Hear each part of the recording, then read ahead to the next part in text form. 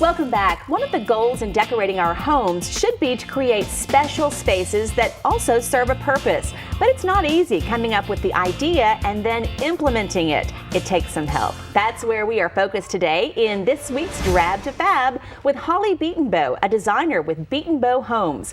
Get ready for some serious inspiration. We're back inside the Betenbough model home today, and we are talking about creating creative, special spaces. We're sitting in one of my favorite spots in this great room, and this really is, I don't even know if you call it a chair, but it's a kind of a love seat. A little banquette. A banquette with a place to play tic-tac-toe or any game. I mean, you can kind of just envision your family around this table. Yeah, the space in this room is really large. You have your living room that's open to your kitchen, and so the idea is to think about how your family utilizes that space. What kind of things can your family do in that space, and then create those places for that to happen. So we talked about earlier, we both grew up in game playing families. We played games all the time, and so we wanted to create in this little corner a space where family can play games together. While mom's in the kitchen or dad's in the kitchen cooking, they can still be together in the same common space, but be doing completely different activities. And that's so important. We are all still able to be together and, hey, how you doing? Come help me chop the lettuce or whatever, and still all share our lives together.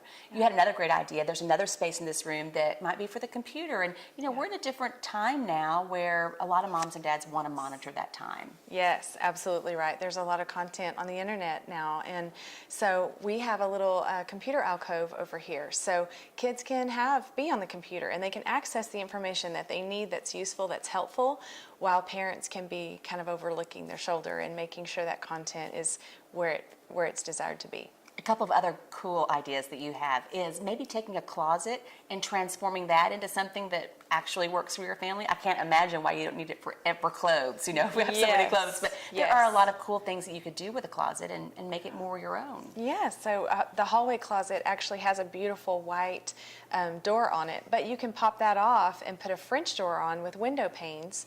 And if your family loves to read, you can fill that space with books that can become your family library.